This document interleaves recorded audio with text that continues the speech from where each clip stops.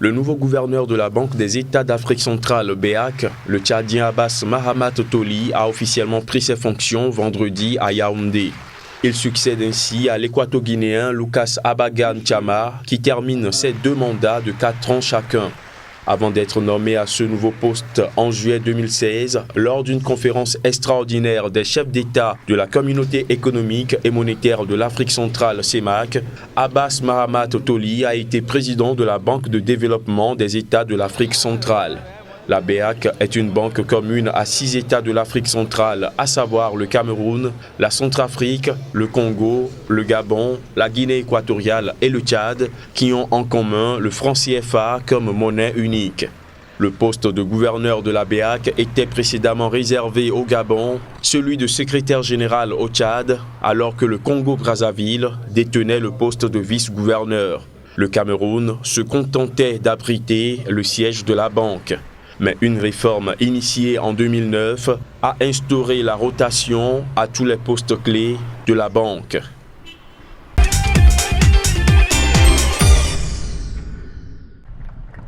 Le Maroc vient de lancer la construction d'une centrale solaire photovoltaïque. Le roi Mohamed VI a procédé samedi dans le sud du pays au lancement de démarrage des travaux du dernier volet du projet Nour, l'une des plus grandes centrales solaires au monde. La centrale photovoltaïque Nour 4 est située à 20 km de Ouarzazate, aux portes du désert. Elle sera développée sur une surface de 137 hectares et aura une capacité de production de 72 MW. Le projet mobilise un investissement de 750 millions de dirhams, soit 70 millions d'euros.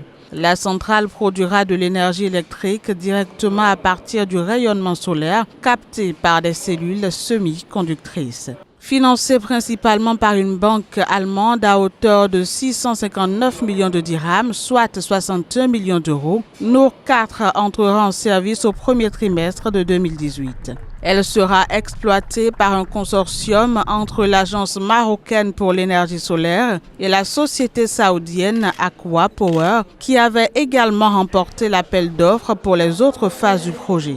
Pour souvenance, le Maroc avait inauguré en février 2016 le projet Nour 1 et lancé la construction des volets 2 et 3 du complexe, dont les travaux sont avancés à respectivement 76% et 74%. Une fois finalisé, le complexe Nour aura une capacité de production de 582 MW.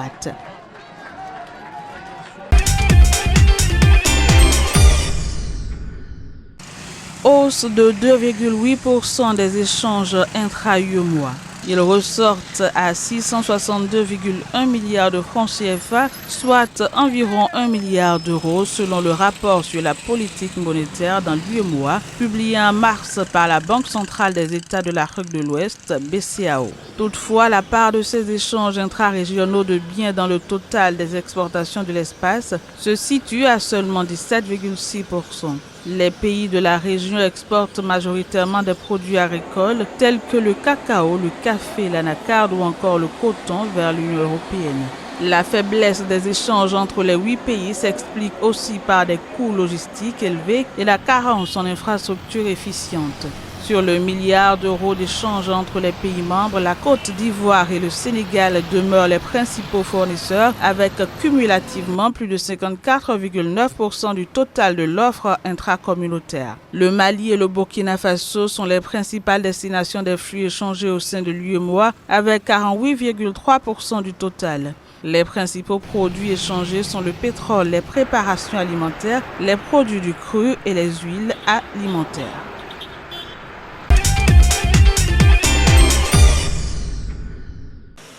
Un rapport du Fonds monétaire international FMI publié ce mercredi recommande au Nigeria de fournir beaucoup plus d'efforts en vue de redresser son économie locale. Le document de l'institution met en évidence les risques susceptibles de miner la croissance du Nigeria, dont l'économie s'est contractée de 1,5% en 2016. Le Fonds monétaire international FMI attend de l'ex-première économie du continent africain une série de réformes. Au nombre de ces dernières, la levée des restrictions de change et la suppression du système de taux de change multiples mis en œuvre récemment pour amortir les chocs économiques. Si le pouvoir exécutif nigérien décidait de ne pas mettre en œuvre les recommandations de l'institution de Bretton Woods, le Nigeria pourrait rencontrer des difficultés à obtenir le prêt de 1,4 milliard de dollars qu'il sollicite auprès des organismes internationaux.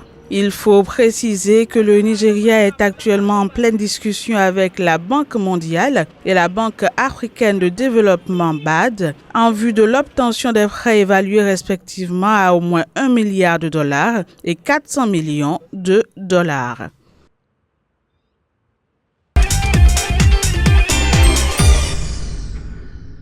Au Niger, les bons du Trésor émis par le gouvernement le 30 mars dernier ont reçu des souscriptions pour un montant de 20,38 milliards de francs CFA. Cela représente un taux de couverture de 67,9% des 30 milliards de francs CFA soumis en adjudication par le pays. Toutefois, les autorités nigériennes ont décidé de ne retenir que 19,3 milliards de francs CFA. En ce qui concerne les taux offerts par les investisseurs, ils ont oscillé autour d'une moyenne de 6,2%. Même si le taux des souscriptions à la présente émission se situe en dessous de 100% obtenu en janvier 2017, il est en amélioration comparé à celui de l'émission du 24 février qui n'avait enregistré que 60% de souscriptions. Toutefois, on peut noter un repli du taux marginal sur les offres de placement avec une maturité de 364 jours qui a été de 6,7% contre 6,9% en février. Avec cette dernière opération, le Niger aura mobilisé en tout 64,2 milliards de francs CFA sur le marché des capitaux de l'UEMOA au cours du premier trimestre de l'année 2017.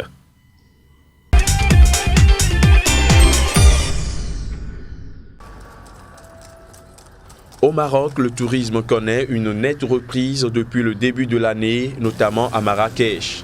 Après une année 2016 placée sous le signe de la résilience, avec une hausse annuelle de seulement 1,5% du nombre de touristes, le secteur a affiché une augmentation à 2 chiffres en janvier et février 2017.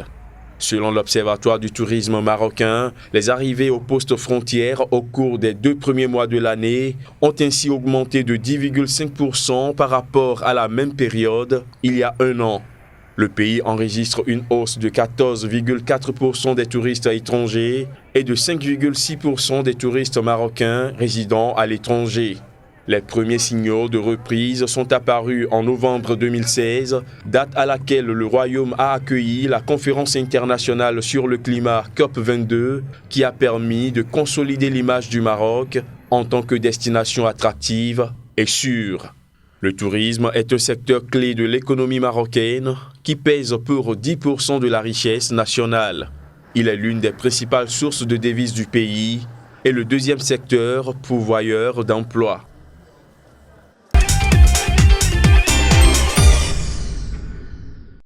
Le bilan de la campagne principale cacaoyère ivoirienne qui a démarré le 1er octobre 2016 et a pris fin le 31 mars 2017 révèle que des cargaisons dans les ports d'Abidjan et de San Pedro ont cumulé 1 403 000 tonnes de cacao, ce qui équivaut à une hausse de 15% par rapport au volume enregistré sur la même période un an plus tôt.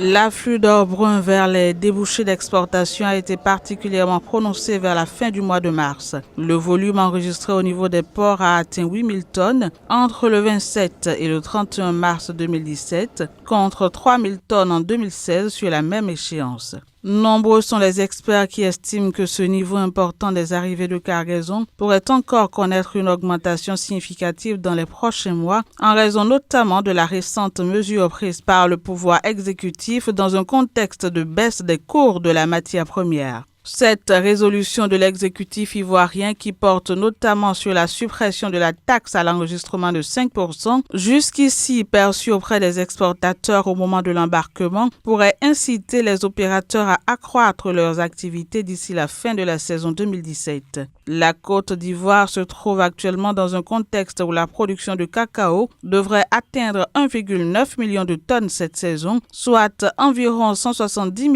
tonnes de mieux que le volume record de 1,73 million de tonnes de la saison 2014-2015.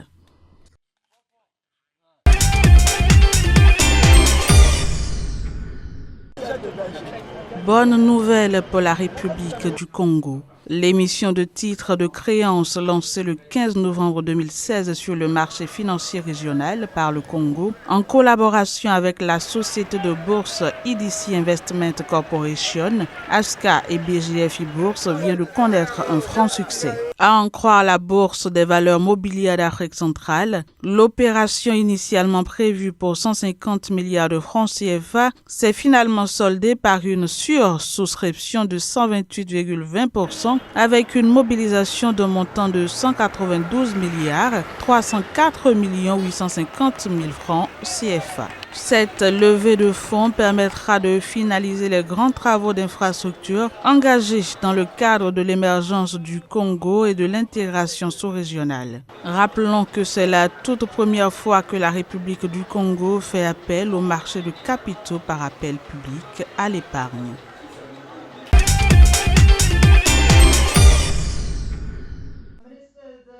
Le numéro 1 mondial de la gestion de fortune, UBS, estime que le limogeage par Jacob Zuma de son ministre des Finances pourrait entraîner un doublement du déficit de la balance courante de l'Afrique du Sud en raison du désengagement des investisseurs sur les obligations émises en devises locales. Les analystes estiment en effet que le départ de Pravin Gordhan du gouvernement sud-africain menace de détériorer davantage la note de crédit en devises étrangères du pays, actuellement à quelques points au-dessus du statut de peu d'intérêt pour investissement. Les investissements sur les obligations sud-africaines dans l'indice international représentent l'équivalent de 10 milliards de dollars, soit presque autant que le déficit de la balance courante, des exportations et des transferts nets du pays au terme de l'année 2016 et 22% du total des investissements étrangers sur les obligations de l'Afrique du Sud. Toutefois, les statistiques publiées le 31 mars dernier montrent que les échanges entre l'Afrique du Sud et le reste du monde se sont soldés par un excédent de 5,21 milliards de rand,